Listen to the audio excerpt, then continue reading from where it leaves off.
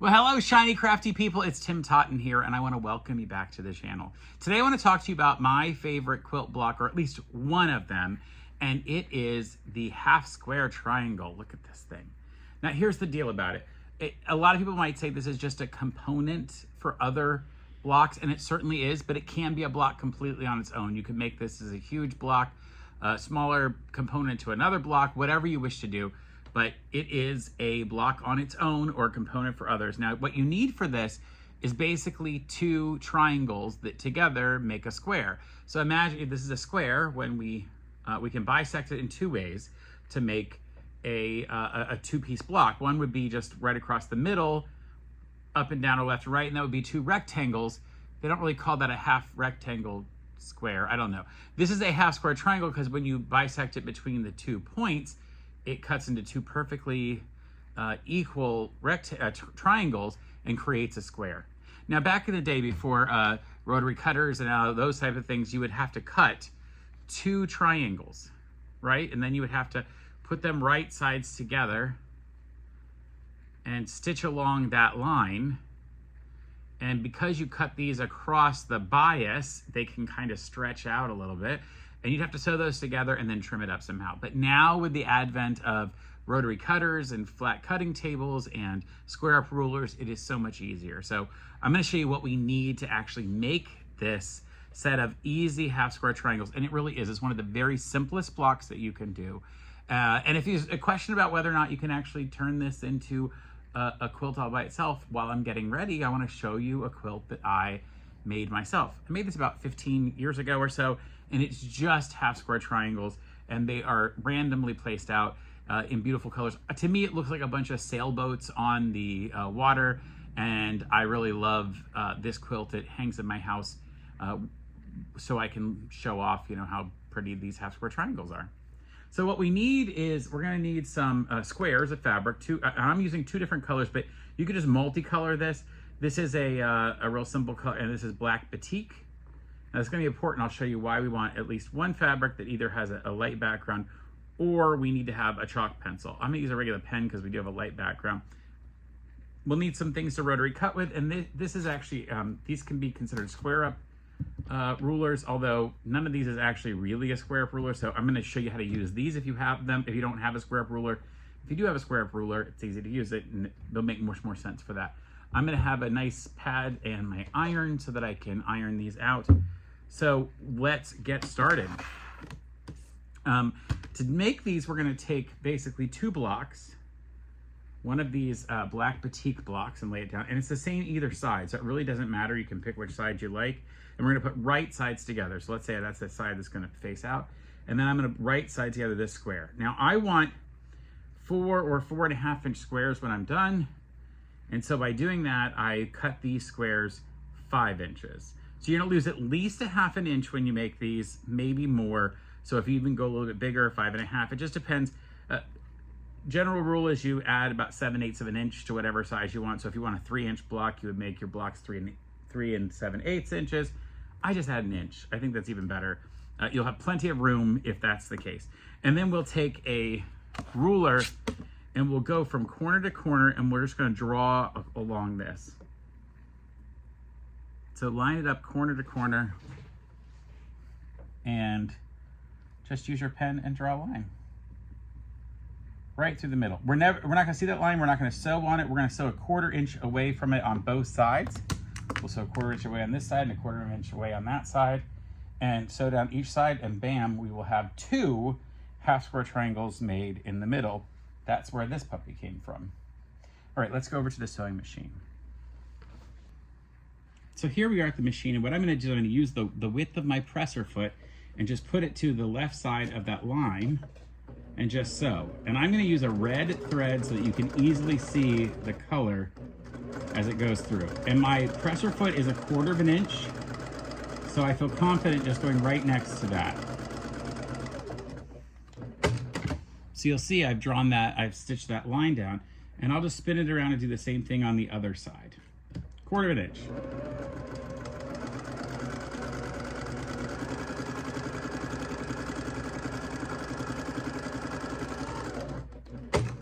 And now when we cut that apart along that line, it's going to give us 2 triangles. Let me go back over and show you. So here we are, and I'm going to use my rotary cutter and a nice ruler here. Just put it right back on that line that we drew and just cut right between them, and those 2 will open. And now we've got a half square triangle here and then a half square triangle here. Now what's really important to know is this is now a biased edge. It's biased, meaning it can stretch. It's not on the grain, it's going 45 degrees across the grain so that it can really stretch out. See how much it's stretching? We don't want that at all. So what we need to do is make sure that we press this without stretching it at all. That's going to be super important. So I'll lay these out, and I'm going to lay them on the dark side, because when I press them, I want to make sure that I then press toward the dark. When I open it up, I'm going to open this. I'm not going to pull it really hard. I'm just going to lay my iron down and just get it open without stretching anything. Get that to open it up without stretching anything. Get a press on it. Same thing with this one. It's hot, by the way. I don't want to stretch that out. So I'm being super gentle. You can already see it there. It's kind of stretching a little bit. All right. So those are now done. And you'll notice that there are some tails here, which of course I'm not worried about because we'll trim those off as we cut these.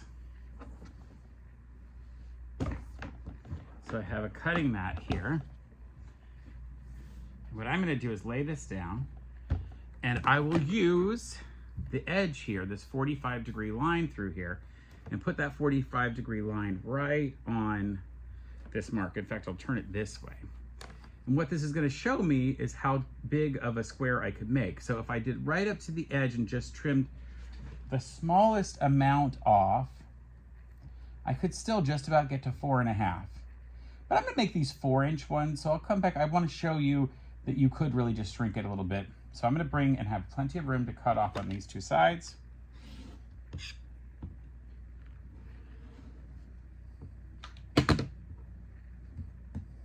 And there we go. Make sure your fabric comes off before you turn it.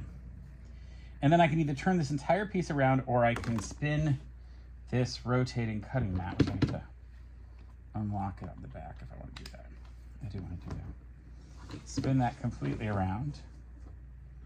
All right, looks good there. So now what I can do is set my 4 inches up again, put that on the line, and now I'll put the 4-inch line along the bottom edge and along the side edge here. 4 inches, because these 2 edges were trimmed. Remember, I spun it around. And then now I make sure that the 45-degree line lines up there, and I just trim the others. And now I have a 4-inch square. Here's what my 4.5, where did my 4.5-inch square go? I wanted to show you that. Maybe I lost my 4.5-inch square that was finished. Well, I don't know that I'm going to show it to you if I lose it. How is it possible? Does this happen to you in your own sewing studio? You set something down, you can't figure out where you put it. Like I literally had this square here not even a minute and a half ago, and it's now hiding. Well, I'm not going to show it to you. Of course, you see how much size difference came down on these 2. This is how big it was before. And again, if you really want to preserve fabric, you can make sure you get as close as possible, but you really want to make sure that you get down to a size that's going to work. That's why I just went a little bit bigger than I needed. I'm going to make a bunch more this size, the 4-inch size here, and so I can show you how to play with these and create different designs. So join me back here in just a minute.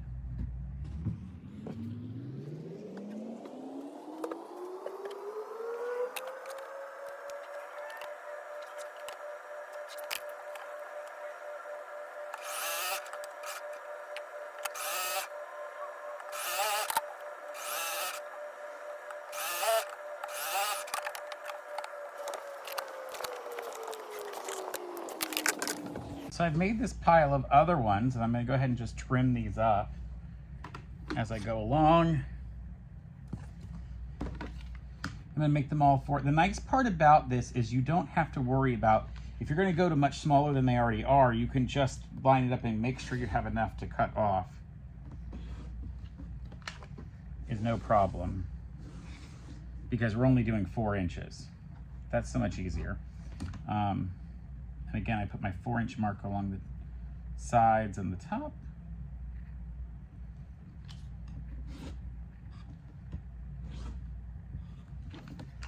Looking good. That's another 4-inch one that's done. Now I'm going to take this one that I had made earlier and cut it down to 4 inches. Now because it was exact already, I already have all 4 edges are straight, I can just cut off 2 edges. That gives me another one. And I just keep doing this all around the pile.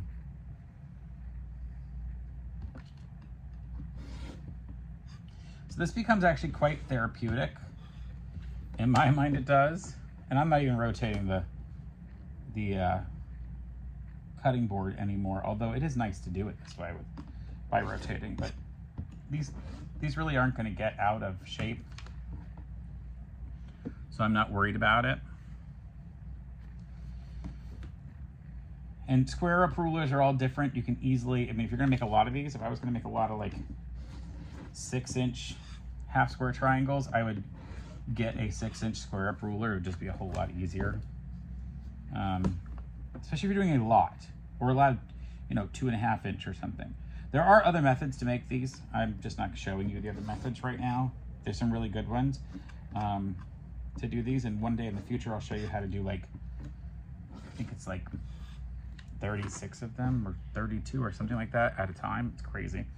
I've done it before, I just don't remember how many it gives you. It's over 30. It's kind of crazy how it does that. Here we're just getting obviously 2 out of each one, but we could do 8 easily if we did a square that was 2 times as wide and 2 times as tall, because you could sew across it in a different way. I don't know, I like these, especially if you're doing maybe one solid background color, like the way I did for the that quilt I showed you. I'll put a picture of that quilt again.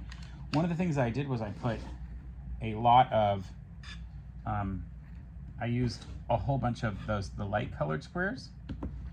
I cut a bunch of those, and then I did the all the other ones. So every color that I got a piece of, I got 2 out of every square of whatever the accent color was. So like the red or the blue or the yellow, I got 2 out of each one. One more left here, I think, or no, I have 2 left. Oh, look at that. But by using that common color behind all of them, it allowed me to easily make a bunch of different colors and then give it a common. That's why I like the black on this for the background color. I could have made all of these a different color as well. Like I didn't have to pick this multicolor one. I could have picked a bunch of other solid colors. And I thought about that, and I kind of didn't want to confuse everybody. I also like the idea of showing you how to make all the different varieties we're going to do in just a minute as I spin these things around and show you all the different varieties. You're going to be impressed, I think. One of the reasons I didn't get a square up ruler is I didn't want you to think that you had to buy a specific square up ruler. You don't. It would be nice. I mean, if I was doing a lot of these, I'd prefer a very specific size square up ruler. But I want to show you, if you just happen to have a ruler that has a 45-degree line, or you can add one, you can easily make these. All right. So now that I've got all of those made, I am going to show you how you can lay these out in different ways. I'm going to look at my phone here and make sure. I have one of my cameras, my phone camera up here. See, got all those. So one of the easiest things to do is, let's say we just want to do a 4 square block, and we could just pinwheel the design out. So literally, it's just every other. So you can get an easy pinwheel. That's really nice. You can also decide that you want to basically get, you could do a whole block, a whole thing of a quilt where the blocks are all like this, different colors if you wanted to. That's one other design. Now this is if I just happen to have 4 of these, right? But I happen to have another 5 in my hand, so we can actually go 9, the size of 9. So we could put another, and depending on what size you use of these, obviously you can use bigger, smaller, whatever. If you use like 3-inch blocks and put these together, you'd get 9 inches before you sewed it all together. You'd take out a 1/2 inch, or you'd end up with an 8-inch block this way. And this is kind of a cool look. But imagine if you did a 3x3 block this way.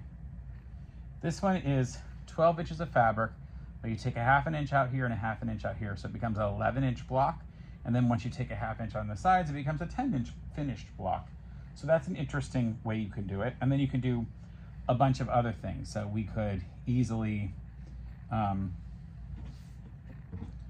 do these in this particular way, and you could create like sort of a striped situation. So look at that, how it would create a striped plan. There's a lot of options. Or you could even make it to where it brings the, oh, wait a second, I gotta make sure I do it the same way. You could do some interesting changes. See how this becomes, and here you'd probably have to do it whichever way it was going to go that way. So there are interesting things that you can do with this as you flip around. But you can just play with the different ones. I'm going to show you a few on the screen right now that are different ways that you can use half square triangles. You can also decide, like say if we were going to do, if we wanted to use some of those squares that I haven't used yet. Look at this. Well, you'd have to cut them obviously to the right size, but you could easily do, you're going to make different shapes. So that's how you would make half square triangle blocks. Really super simple, easy block and easy component for blocks that you make. I made all of those in less than 30 minutes. I mean, I made 9 of these things in less than 30 minutes start to finish. And that was with me sort of having to talk to you and explain things at the same time. You could really crank out a lot of these and then just play with your design as you go along. So I hope you'll consider doing something with half square triangle blocks. And until next time, stay crafty. Oh, and don't be square. That made no sense. Bye for now. Don't be triangle? I don't know.